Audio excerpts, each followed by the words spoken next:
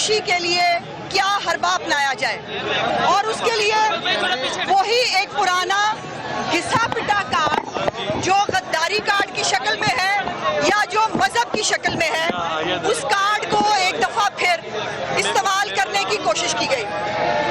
شہباز گل صاحب نے آج کافی چنگاریاں نکالی آنکھوں سے، بڑا منہ سے ان کے آگ نکل رہی تھی۔ چوہان صاحب بعد میں تشریف لائے، انہوں نے کہا میں پیچھے کیوں نہ رہ جاؤں، اس موقع پر جو جتنا غلیظ بولے گا اس کی نوکری اتنی پکی ہوگی۔ تو پھر ایک کے بعد ایک، ایک کے بعد ایک، ایک کے بعد ایک، لیکن میں ان کو ایک مشورہ دینا چاہتی ہوں، اور وہ یہ ہے کہ پیارے بھائی، ابھی تو باضابطہ طور پر پی ڈی ایم کا جلسہ شروع بھی نہیں ہوا، کچھ اپنا رونا دھونا، کچھ اپنی چیخ و پکار مستقبل کے لیے بھی رکھ لو۔ ابھی آنے والے دنوں میں آپ کو بہت چیخنا ہے، آپ کو بہت رونا ہے، تو کچھ چیخ و پکار اس وقت کے لیے سنبھال لو۔ دو تین باتیں میں خاص طور پر فیاض چوہان صاحب کے لیے ضرور عرض کرنا چاہتی ہوں، وہ یہ ہے کہ چوہان صاحب آپ میرے بھائی ہیں، میں آپ کا بڑا احترام کرتی ہوں، لیکن آپ جتنا کم بولتے ہیں اور جتنا آپ کوڑا کرکٹ اور گلی نالی اور اس بارے میں بات کرتے ہیں اتنا آپ ٹھیک رہتے ہیں۔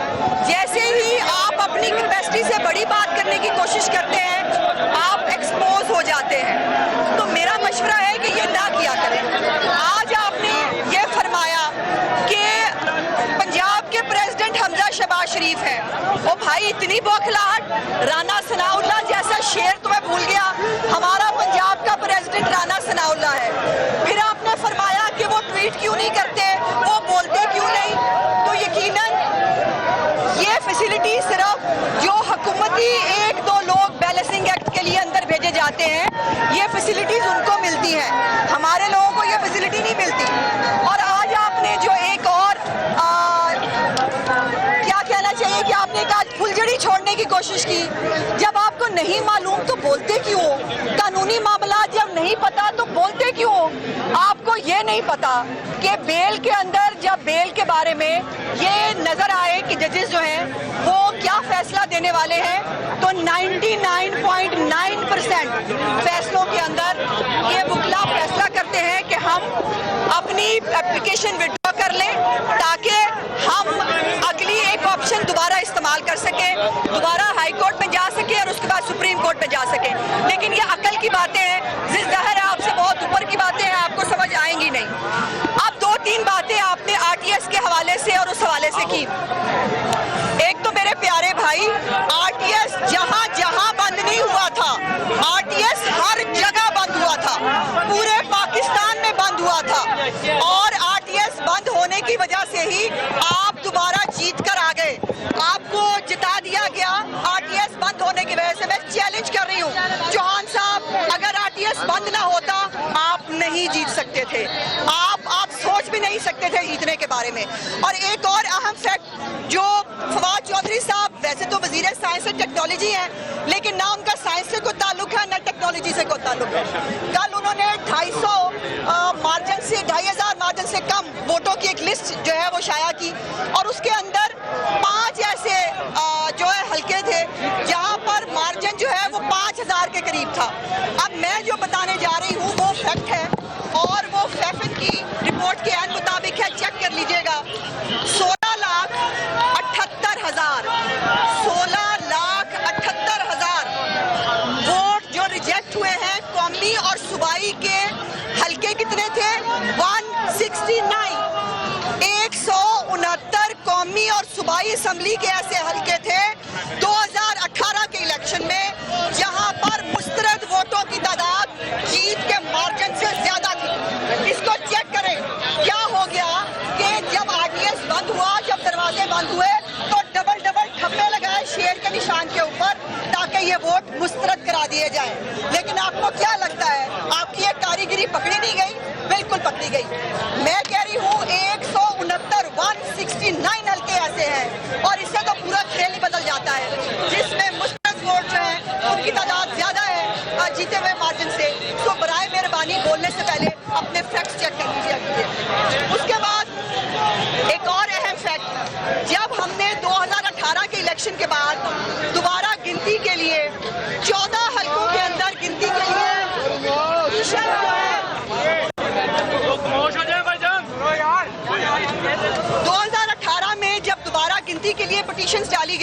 तो आपको याद होना चाहिए इमरान खान साहब ने अपने पहले खिताब में कहा कि जो भी प्रॉब्लम है पहले मेरा हल्का खोलें, और जब वो हल्का खुलवाने के लिए जब आप सुप्रीम कोर्ट में गए तो आपके वकील डॉक्टर बाबर अवान ने कहा कि वो सियासी बयान था और आपने अपना हल्का खोलने की इजाजत नहीं दी।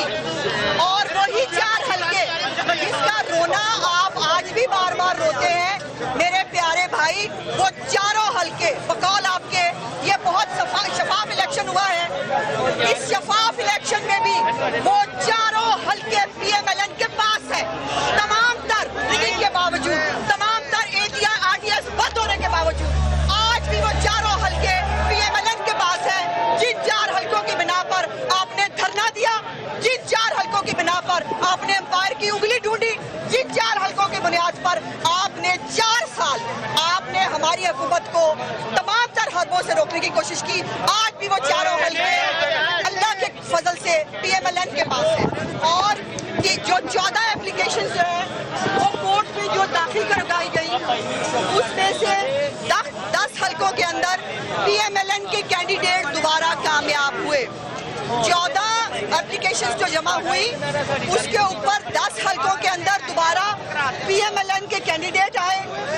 एक कैंडिडेट जो है वो आज़ाद उम्मीदवार आया और उसके बाद क्या हुआ, उसके बाद साकिब निसार साहब ने दोबारा गिनती बंद कर दी, दोबारा गिनती के अहकाम देने बंद कर दिए। अभी हमारी बहुत सारी पेंडिंग जो है एप्लीकेशन मौजूद है दोबारा गिनती के लिए। सो इसलिए जितना इसको खोदोगे उतना इसके अंदर गिरोगे, इस गड्ढे के अंदर जितना इस इलेक्शन पे बात करोगे उतना इस गड्ढे के अंदर गिरोगे।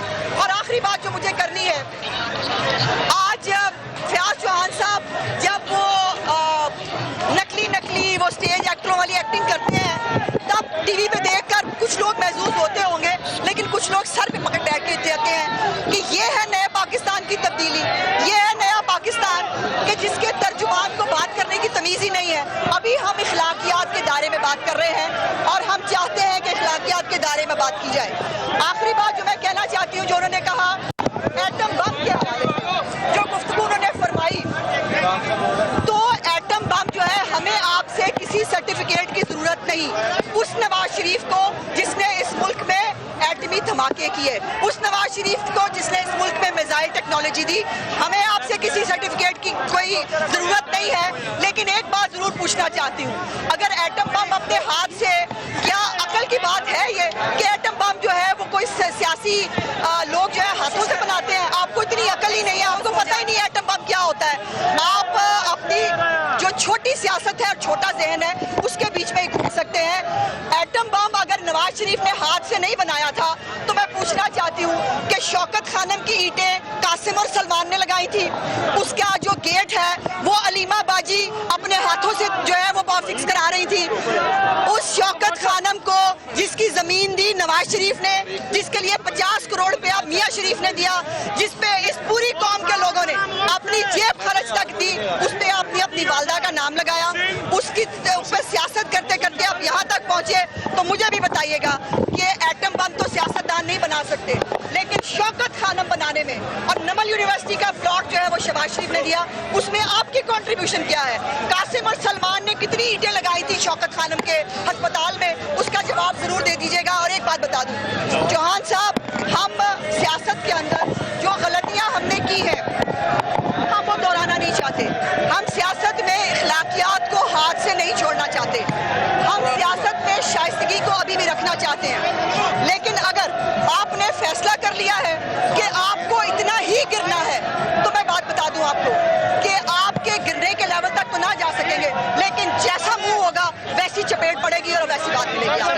मैडम एक वीडियो शेयर की गई नवाज गिल की जानिब से थोड़ी देर पहले ट्विटर पे, जिसमें आपकी वीडियो है और उसमें आप जो है वो मरियम शहबाज शरीफ और दीगर जो फैमिली है उसके बारे में जो है वो बात करिए, खासकर राह का एजेंट होने पे बात करिए। उस वीडियो के हवाले से क्या कहेंगे जो अभी उन्होंने शेयर की? मुझे हैरत यह है कि आप लोगों ने मेरा ट्वीट क्यों नहीं देखा, जिसके ऊपर मैंने इमरान खान के 12 क्लिप्स लगाए हैं, जिसके अंदर इमरान खान साहब इस्टेब्लिशमेंट को, जर्नल्स को फिरका वराना, मजहबी फिरका वराना मामलात के अंदर उनको فنڈنگ کے حوالے سے، الیکشن چوری کرنے کے حوالے سے، ان تمام حوالوں سے الزامات لگا رہے ہیں۔